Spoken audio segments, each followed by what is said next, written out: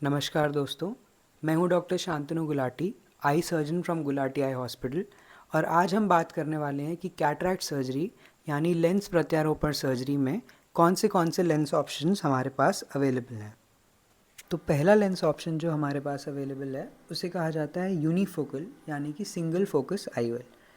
इस लेंस में आप दूर का काम बिना चश्मे के कर सकते हैं, लेकिन नज़दीकी काम जैसे कि पेपर पढ़ना या फ़ोन चलाना, इसके लिए आपको चश्मा लगाने की ज़रूरत पड़ेगी। ये आप बिना चश्मे के नहीं कर पाएंगे। दूसरा लेंस जो अवेलेबल होता है उसे कहा जाता है एक्सटेंडेड डेप्थ ऑफ फोकस या फिर ईड ऑफ आईओएल।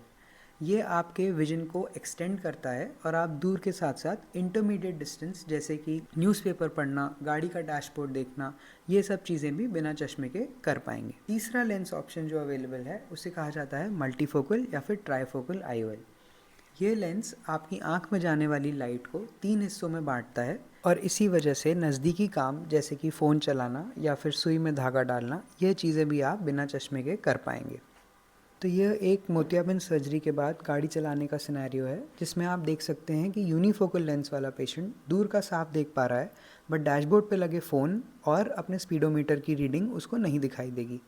इसी के बजाय अगर ईड ऑफ लेंस डाला गया होता तो आप देख सकते हैं कि फ़ोन साफ दिख रहा है, बट नज़दीकी स्पीडोमीटर अभी भी साफ नहीं है।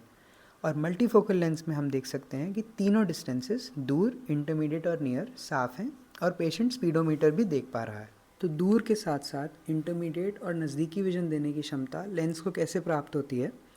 ईड ऑफ लेंस में एक बीम शेपिंग एलिमेंट होता है जो कि लाइट को ऐसे फैलाएगा कि आप दूर और एक हाथ का काम दोनों बिना चश्मे के कर पाएंगे।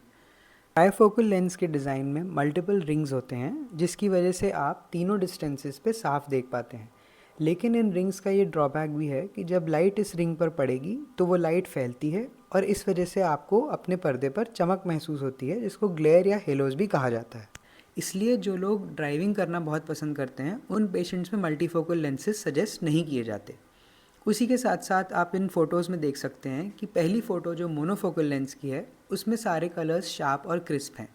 सेकंड फ़ोटो 90 से 95% पहली फ़ोटो की तरह ही है, इसमें भी कलर्स अच्छे हैं और क्लैरिटी साफ़ है।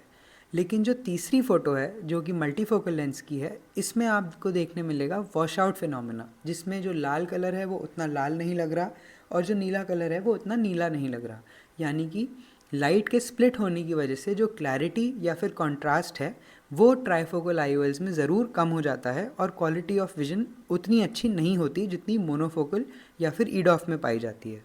तो फिर बेसिकली मोनोफोकल आईओएल्स आपको सबसे शार्प और क्रिस्प विजन प्रोवाइड करते हैं, लेकिन इसमें आपको चश्मे की ज़रूरत सबसे ज़्यादा होती है।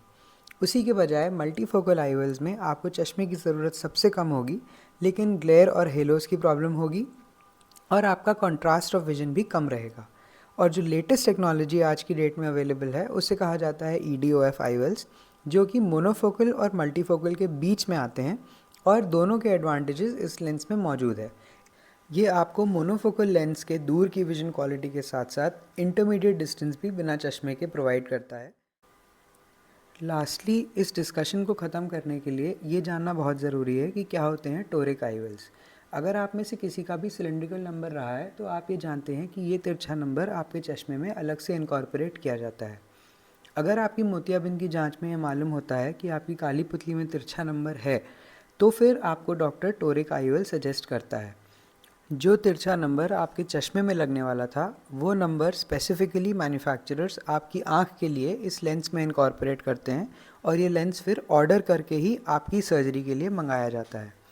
आप कोई भी लेंस चुनें, चाहे वो यूनिफोकल हो, चाहे मल्टीफोकल, चाहे ईड ऑफ, हर लेंस के टोरिक वर्जन्स अवेलेबल हैं। और अगर आपकी आंख में सिलेंड्रिकल नंबर है तो ट्रू स्पेक्टिकल इंडिपेंडेंस के लिए टोरिक आईओएल्स लगवाने आवश्यक हैं।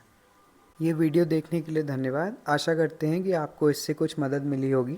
इस बात का ज़रूर ध्यान रखें कि लेंस डिसाइड करने में और भी काफ़ी सारी टेक्निकल चीज़ें इन्वॉल्व होती हैं जो लेमन लैंग्वेज में नहीं समझाई जा सकती। बेस्ट पॉसिबल आउटकम के लिए अपने आई सर्जन से डिस्कस ज़रूर करें। धन्यवाद।